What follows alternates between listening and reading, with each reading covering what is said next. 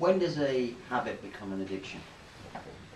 Because we've all got habits and our lives are built. This is why reason I think habits, well I know habits, it's been proven, they basically run your life. In effect, unless you do something about them. And this is another reason why I'm here. Mm. Because it's all well and good with people with these massive addictions.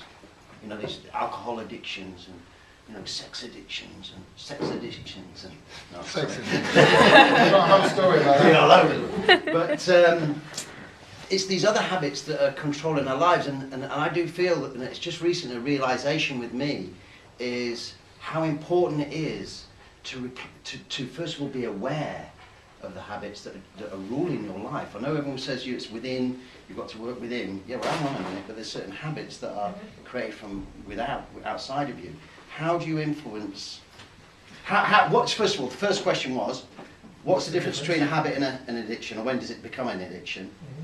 I think I'll just answer that. I can do that one first, and then Sam and Shini can do it next. I choose to exercise every morning. Yeah. If I don't exercise, I don't give myself a hard time. Okay. That's a habit. That's I like to get onto the gym. Recently, my back's had a bad prognosis, so now I do Wii Fit. I like to do it every morning, but if I don't, that's not a problem. That's a habit. That's a habit. Okay. I like to wake up and do a line of cocaine, but I find myself doing it even though I know I've got other things to be doing.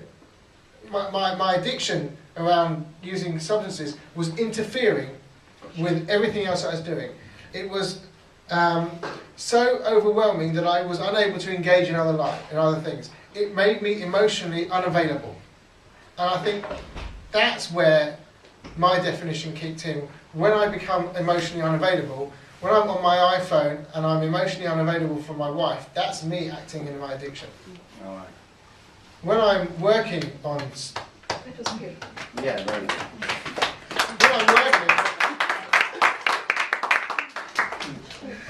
When I'm working, I use my iPhone, Yeah. but you know, I'm not using it as a distraction. I'm using it as a tool.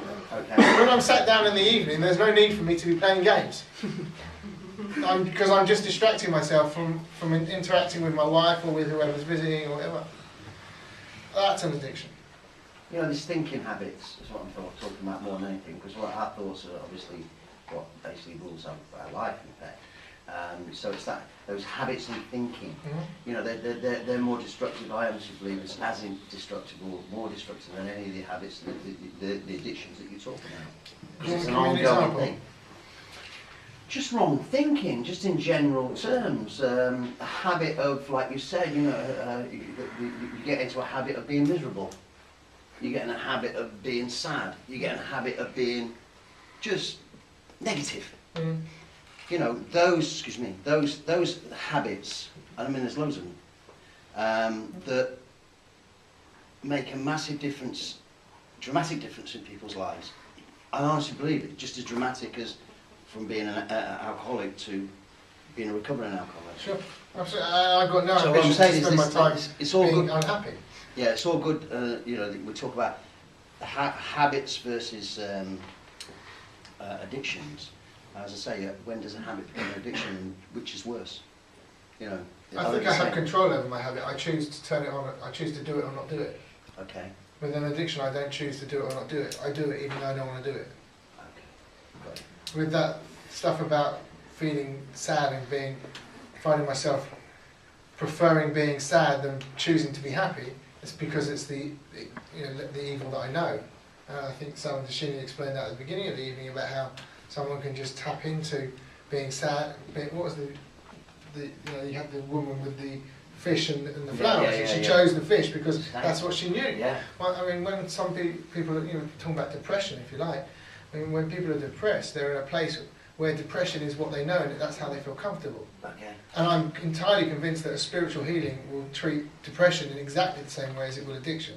I believe that you can treat depression in precisely the same manner that we treat our addictions. And the answer is a spiritual one. It's about coming out of self and being of service.